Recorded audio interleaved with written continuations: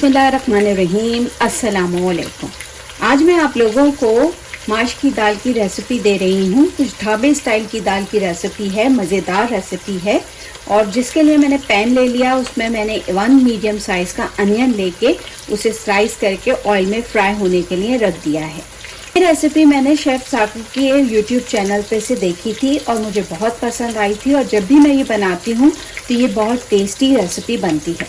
तो इस रेसिपी का तमाम क्रेडिट मैं शेफ़ जाकिर को ही देती हूँ। तो लिहाजा हम, अब तो वो दुनिया में नहीं है, लिहाजा हम उनकी मग़फ़िरत की दुआ करते हैं कि अल्लाह ताला उनकी मग़फ़िरत करे और उनको के दर्जात को बुलंद करे। बहुत ही ज़बरदस्त रेसिपी है। चले मैं आगे आपको बताती हूँ कि इसमें करना क्या है। सिंपल सी रेसिपी है मगर बहुत टेस्टी रेसिपी है। तो मैंने ऑयल ले लिया, इसमें मैंने 1 मीडियम साइज़ का अनियन लेके इसे फ्राई करने के लिए रख दिया है। अब जब ये फ्राई होता है तो फिर आगे कंटिन्यू करते हैं। जैसे अनियन थोड़ा सा पिंक होता है, मैं इसमें थोड़ा सा क्यूमन सीड डाल देती हूँ। क्यूमन सीड डाल दिया। क्यूमन सीड डालने के साथ ही हम इसका पहले थोड़ा सा मसाला बना लेंगे। 1 टेबल स्पून जिंजर गार्लिक,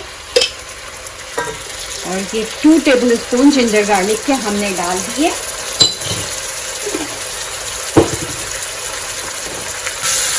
तो मिक्स करेंगे और साथ में ही ये बेसिक मसाला है।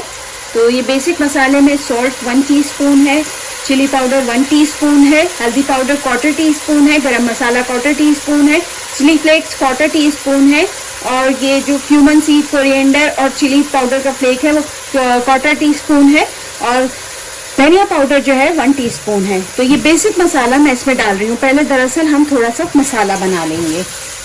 बहुत ही मज़ेदार रेसिपी है और मसाला बनाने के साथ हम थोड़ा सा इसमें पानी डाल देंगे ताकि मसाला जले ना। थोड़ा सा बिल्कुल 2 टीस्पून इसमें हमने मसाला के साथ ही पानी डाल देना है, 2 टेबल स्पून। 1-2 मिनट फ्राई करने के बाद हमने इसमें टोमेटो डाल देना है। ये मेरे पास फ्रोज़न टोमेटो है, ये तकरीबन 1 पाव टोमेटो है, ये मैं इसमें डाल रही हूँ। और इसमें डालने के साथ मैं थोड़ा सा इसमें पानी और ऐड कर रही हूँ ताकि ये थोड़े से सॉफ्ट हो जाएं। जब ये सॉफ्ट हो जाएंगे उसके बाद मैं इस मसाले को मज़ीद थोड़ा सा और भूनूंगी। टमाटर भी सॉफ्ट हो जाएंगे और इसमें पानी भी शामिल हो जाएगा इसी का। तो बस अब हम इसको कवर करते हैं और कवर करने के बाद हमें इन्हें सॉफ्ट होने के लिए रख देते हैं।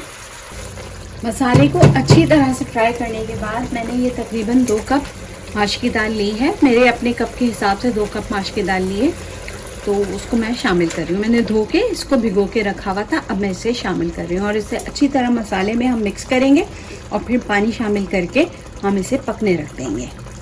पहले अच्छी तरह मिक्स करेंगे, उसके बाद थोड़ा सा भूनेंगे और फिर हम पानी शामिल करके इसे पकने रख देंगे।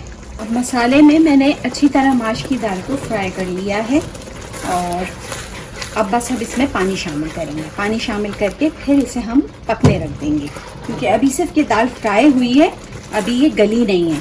तो अब हम इसको गलने के लिए पानी शामिल करके रख देंगे।